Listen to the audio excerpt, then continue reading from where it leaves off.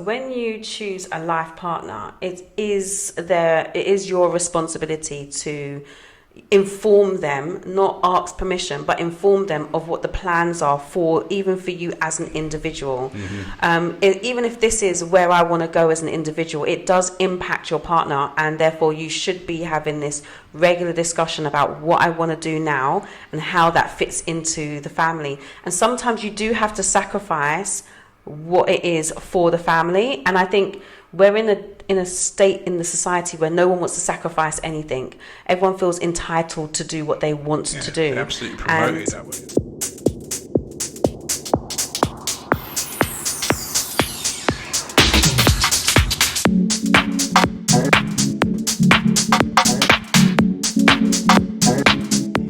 Good morning, good evening, good afternoon, whatever it is, wherever you are. Welcome back to another episode of the Couple School Podcast. I am joined, as always, by the lady of self-love herself, Charmaine Lawrence. Hello, guys. How are you doing today? I think sometimes you should get up and take a bow at that point, or a courtesy.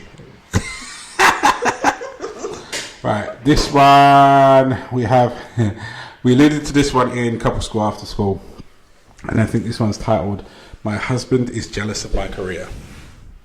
It should be like a dun dun dun. Maybe I'll put that in.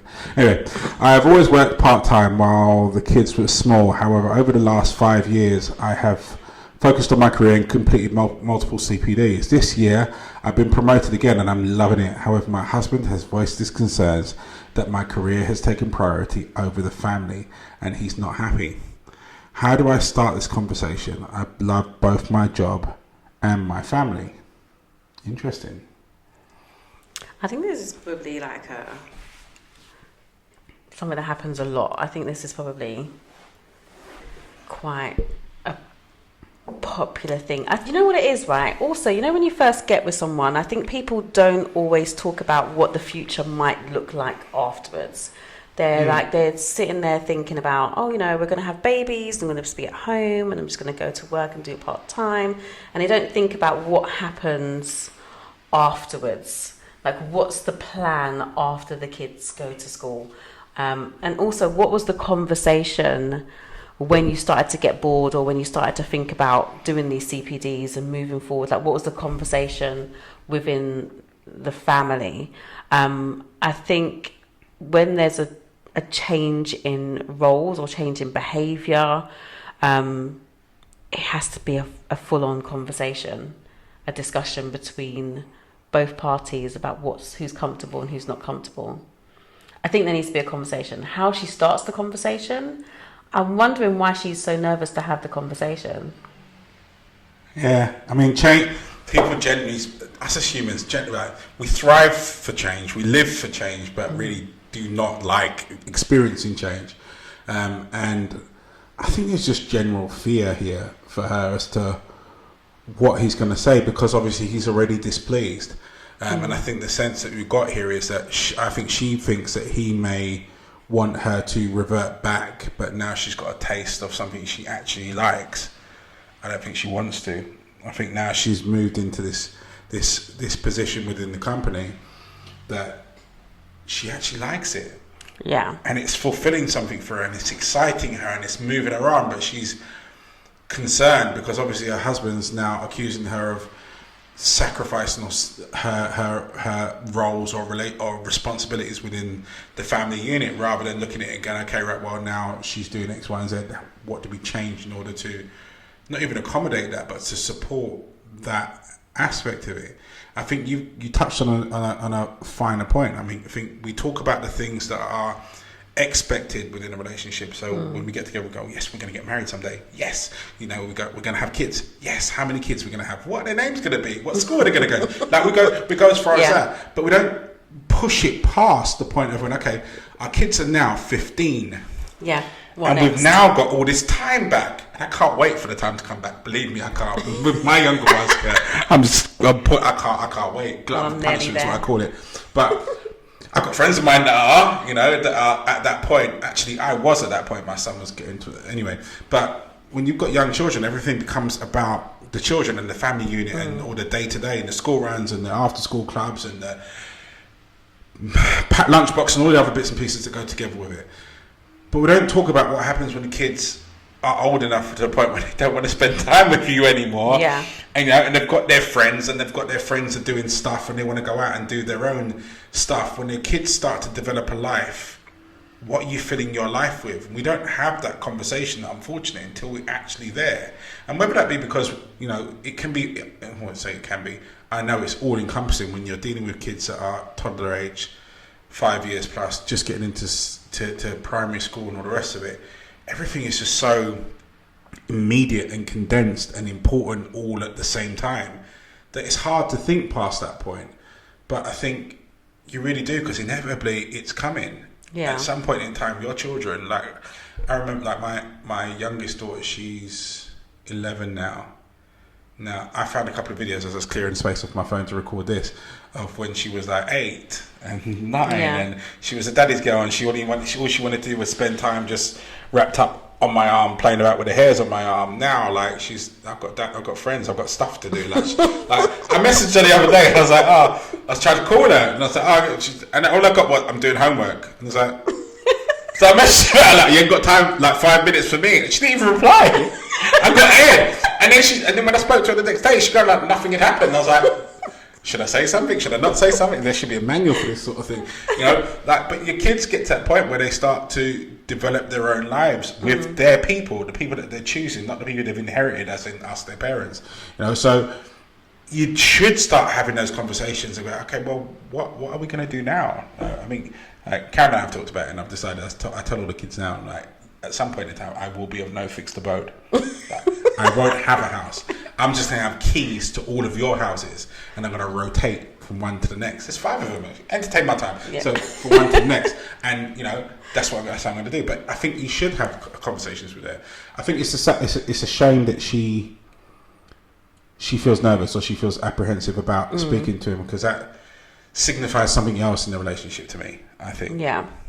I mean, I agree with everything you have said, basically. But I think that the main concern, probably from his perspective, is that there must be things that is not happening that were happening before. And nobody, and if he's saying that, you know, it sounds like he's saying the family still need you, that things are not getting done. And I think you haven't been very specific about that, maybe because you do know what those things are that's not being done. But you kind of now want to share the responsibility with him, and he's not necessarily comfortable with that. Well, then throw something else into the mix, and maybe you can tell me what you think about it. Yeah. Maybe he is concerned with being left behind. That's a possibility. I don't think that's necessarily not a possibility, but I'm assuming that he is a career person as well, but he's used to a certain balance. And I think that sometimes is a thing. Sometimes there's a certain balance that you decide that's going to happen within the family. And if you're like doing these CPDs at work, and I'm just doing a little CPD, babe. Oh, great, that's great. And next minute you're getting promoted, and then you're getting promoted again, and then all the responsibilities in the house are now falling on me when I get in. You're getting in later than me now. Like, I'm having to help with the school run. I'm having to make sure dinner's cooked, whether he can cook or not. Like, it's all these things that we don't know, that the variables that are happening that we just don't know. And I would be annoyed if all these things are changing and we haven't even had a discussion about it. So I'm just putting myself in his shoes. Like, we have a set way that we do things, and all of a sudden you're doing these things kind of like blasé-ish. Oh yeah, I'm just doing this CPD. Oh, I got promoted, babe. Yes, it's gonna be more money for us. It's gonna be great. But then I'm having to now do all these other things. You know, I don't know how to load the washing machine. I'm having to call you to, how do I do this, or how do I do that, or what time you're going to get in, or you're now tired on the weekends because you're working all week and whatever. Like, I think when things change like that, there has to be like an open dialogue about what your expectations are. You're telling us that you now love the fact that you're like a boss. Like, at what point did you tell him that, I'm really loving my career, I'm really loving this transition? And so he's probably sitting there really grumpy about the fact that he didn't have a say in it. Yeah, there was no it was just a lead-in thing, and all of a sudden, boom, she's now out till 6 o'clock in the evening. Babe, can you get the kids for me today? I think the more I sit and sort of, as you're talking, I'm sort of picturing this, and imaging what's going on inside their house, the more I think that he's lost her, or he feels that he's losing her to this new life and these new people that could possibly be in this world. And she's now, as you said, you paint the story, she's gone from working part-time to now she's in a position of, presuming a position of management, let's per se, and she's now doing late nights, and she's now got work functions to go to and work socials to go to. So now who are you socialising with? Yeah, and I'm sitting and at by home. the way, who's Trevor? And I'm sat at home and I've got to go and pick up the kids, and you're talking about, oh yeah, Derek just took you out for a lunch date. Like, what's that all about? Like, when we start doing changes like that within your home environment, like let's rephrase it. When you start doing changes like that within your work environment, you have to think about the implications of your home environment. Yeah.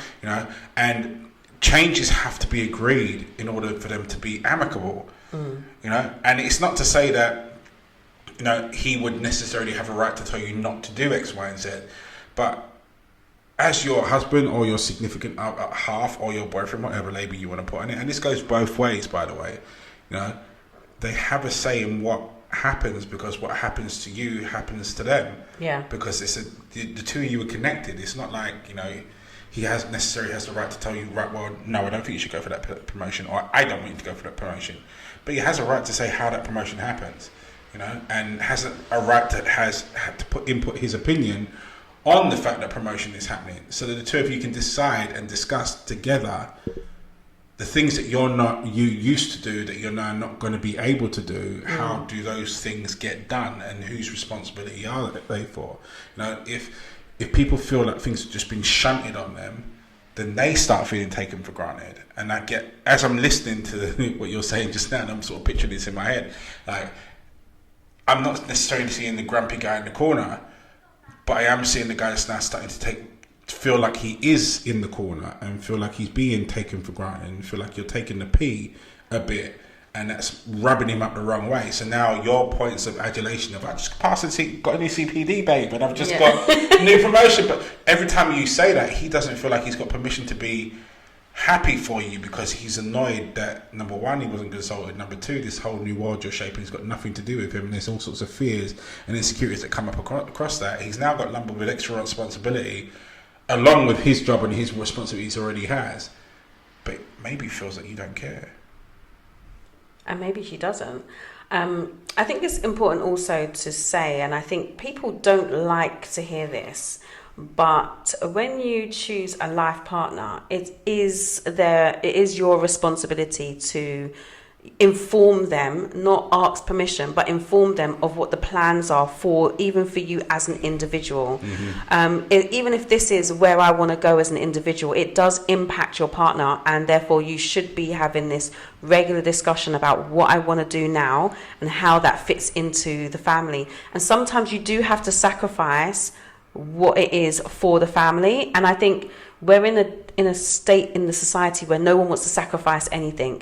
Everyone feels entitled to do what they want to do. Absolutely promoted that way, isn't it? Yeah, and you're not entitled to do what you want to do when you in a partnership and you are with someone who you've planned your life with. You do have to, every step of the way, be very clear. I'm doing this CPD because I want to learn more about this, and if I do this, it may mean that I can get the promotion for this, and that means that this is going to impact us in this way.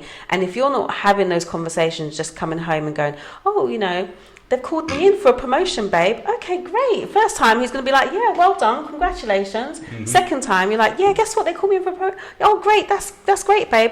But he doesn't know that he's going to come home one day, go pick the remote up from the TV, near the TV, and it's going to be full of dust because you haven't done any work in the house, which is what you would normally do. I'm not saying that that's that you have to do, but if that's what you would normally do, and all of a sudden that's not done, that can be quite frustrating as well. Like, you know, so what we're not doing those things anymore because now this takes priority. Whose responsibility is it? And that's the because thing. That's the conversation hasn't happened. Exactly. So and that's the crucial bit here. It's just in the sense of going right. Well, whose responsibility is it now? Like, okay, you've got this promotion, which means now you're going to be doing X.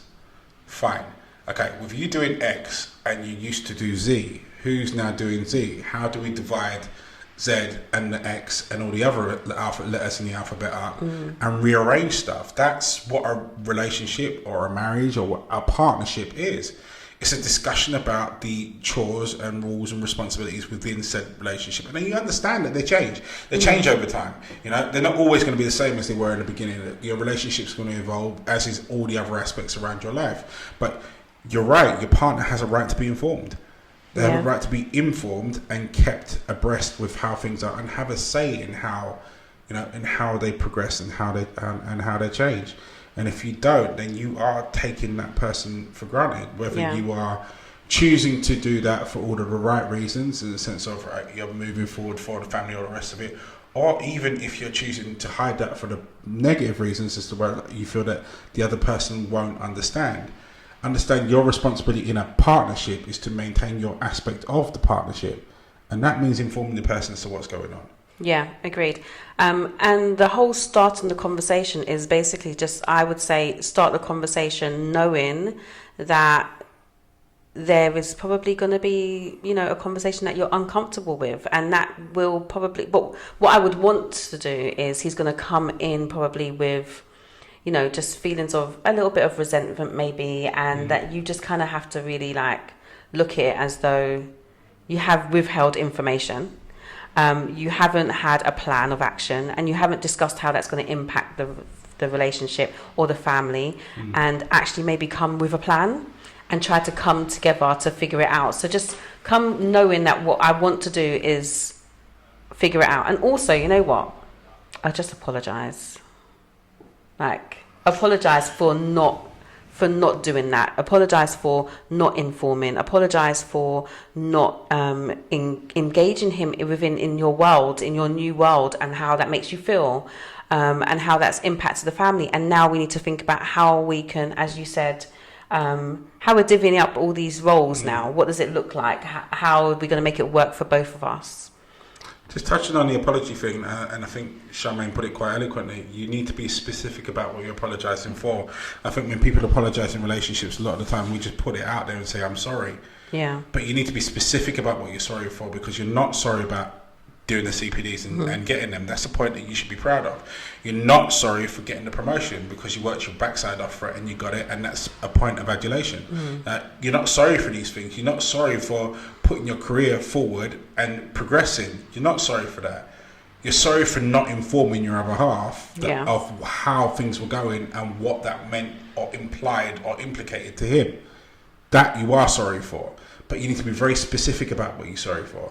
In terms of how you start the conversation, I think a lot of people would put, when you're not having regular interactions with your other half about how your relationship is going and where it's going, these conversations seem like a mountain to climb just to get started, because it's so far away from what you would normally do.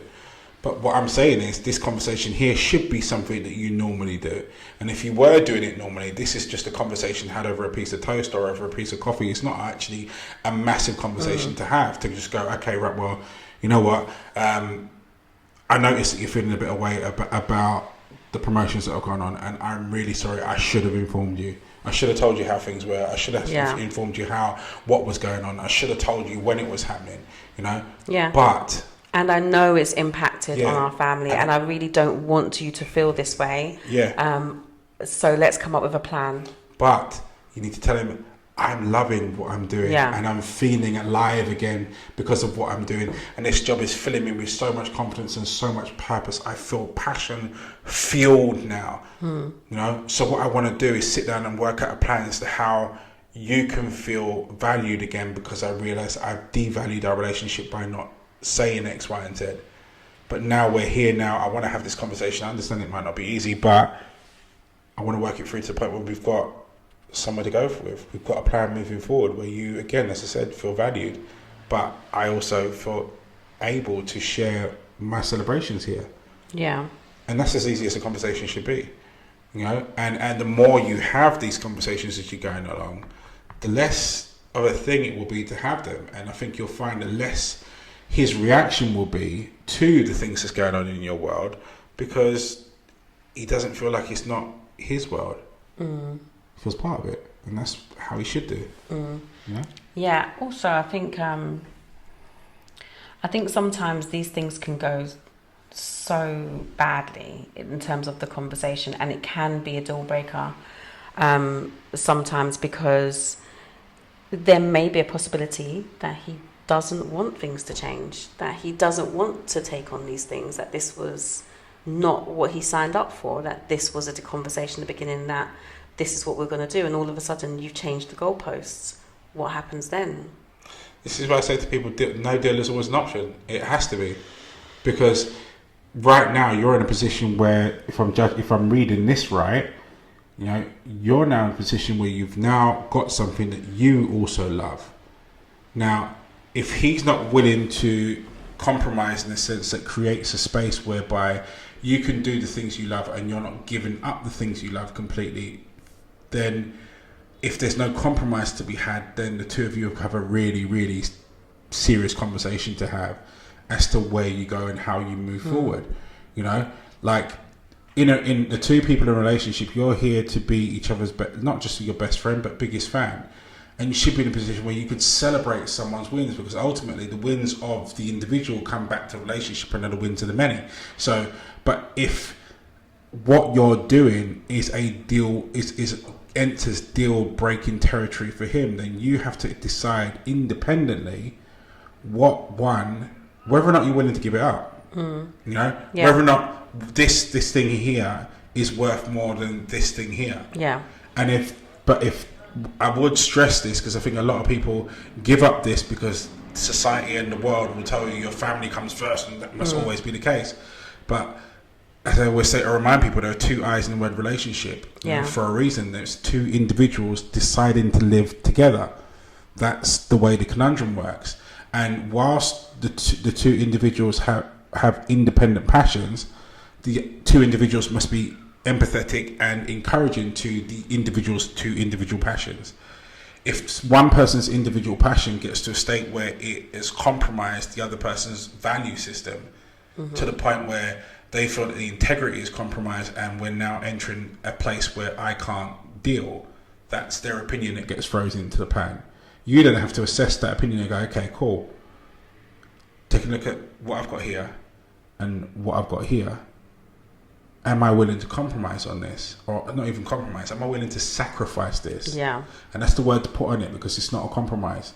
Am I willing to sacrifice it? And if the answer to that is no, then the two of you have to deliberate to what is true compromise. And true compromise may mean the end of your relationship. Yeah. That may be your compromising point. But this is why I say to everyone, and you should have this open conversation with your partner, is that there are certain things, there's certain lines that are deal breakers. They're deal breakers. Like you can't go. Like, this is a point of no return. This is something I'm not prepared to bend on. These things I'm all good with. These things I'm fluid with. But these things here, they equal an exit. They're an exit. And when you do hit somebody's exit, you have to respect that and also accept it, because it's important. That point of integrity is also equally important to them.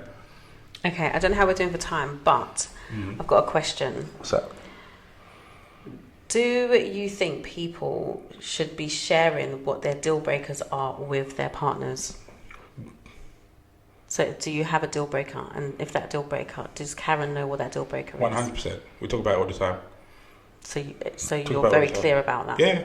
But also deal breakers can be things that you don't necessarily know at the time, but might happen at, like, for instance, this couple wouldn't have known that would possibly be a deal breaker. But then but this is what I mean. If you're having regular points of contact with your partner and you're having honest conversations with your partner, then being honest that this point that we're at now, actually, this is a deal breaker for me. I didn't know it before, but we're now in deal breaking territory. Like, honesty, I think within a relationship is a complete non-negotiable. Like, people need to be honest about how they feel, so that the other person can make an honest decision based on how you feel. You can't complain at someone or accuse someone of taking your feelings for granted if you didn't put your feelings forward in the first place. So if you enter a situation, and it could be anything on the spectrum, if you enter a situation whereby actually this action here, I can't live with. Yeah. Your responsibility is to communicate that. Because as I say to everyone, you say a hell of a lot when you say nothing at all. Because you give permission to it. You endorse it. So if you hit a situation here, like this situation here, that she's gone for promotions X, Y, and Z. Now she doesn't articulate that. You know what? Me leaving my job it's a non-negotiable for me. I can't do it. If she doesn't articulate that to him, then his expectation is, if his desire is for her to leave her job, that you've just said it's okay. You're complicit. Yeah. And that doesn't make it his fault. That makes it your responsibility, because you haven't stated, no, I'm not willing to do that, or no, that's not a possibility, or no, I'm not happy with that. By you not saying anything, you've now given him a nod to say, actually, you know what, yeah, cool, but she's okay with that. Yeah. So when you come back and try and revert on that later on, actually, he's going to come back to you with something, because he's like, but you didn't say that at the time when we were talking about it. So in order for people to reach true compromise requires true honesty to begin with, to say, not to be scared of saying I'm not okay. I'm not okay. Agreed. You know? And your relationship should be a space where both people should be free to disagree. That doesn't mean it's the end of the relationship because you've disagreed, but it's a requirement for your relationship, if it's true, for both people to say, actually, no, I'm not happy with that. How you reacted to that, I'm not happy with. What you just said, I don't agree with. Yeah. That doesn't mean I'm walking out the door. I'm packing my bags because you don't like spaghetti. Like it doesn't mean that. But it means that we can have a true conversation where I truly understand where you are, so I can truly make decisions about how I act in conjunction with how you feel. I agree with everything you said.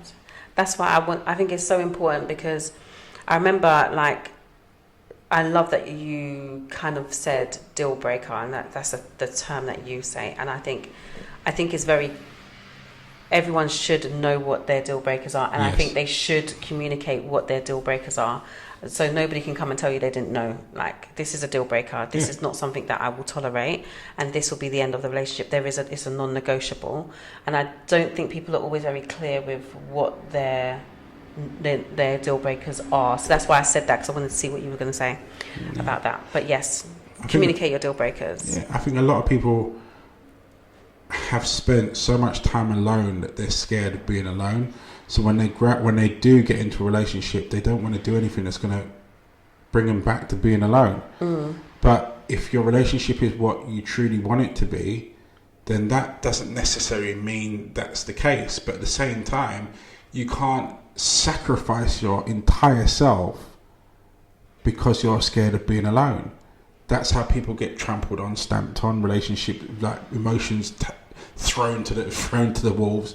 You know, like, your relationship, in order for your relationship to stand for something, both people need to stand up and be able to be stood within that relationship and be happy. Now, happiness isn't being happy all the time. Happiness actually involves disagreements. Happiness involves not getting on sometimes. Happiness involves actually not liking each other sometimes. Yeah. Because true happiness can only be built on true understanding, and true understanding can only really be built on true disagreements and you know, compromise. Because that's what happiness is. Both parties happy, not, as I say all the time, this eternal IOU yo-yo system that most people operate their relationships on. I got you next time, until the person hasn't got you for the last 6 times, and they got an avalanche of emotions that say to you, I hate you. So yeah, anyway, before I go down that rabbit hole. Right, that's us reaching time. Always have so much fun here. Much fun. Always. Absolutely. Go and hit them with what's happening on Tuesday. So Tuesday, couple school after school. There is a slight amendment. We are moving the time, so it's not 8:30 anymore. It is now 9 p.m.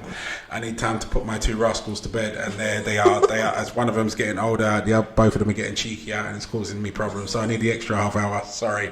Not sorry. Anyway, so Couple School After School will now take place at 9 o'clock on Tuesday. So be there or be square. Please, if you have not subscribed already, please do hit the subscribe button somewhere down there. Also, don't forget the bell somewhere up there that gives you the notifications for when the next post comes out. We will be back here next Sunday, 12 o'clock. Yeah. If you've got any comments, suggestions, please drop them in that comments box down below, or join us on Couple School After School and come and disagree with Charmaine. In the meantime, you guys stay strong, stay focused. See you later, guys. Peace.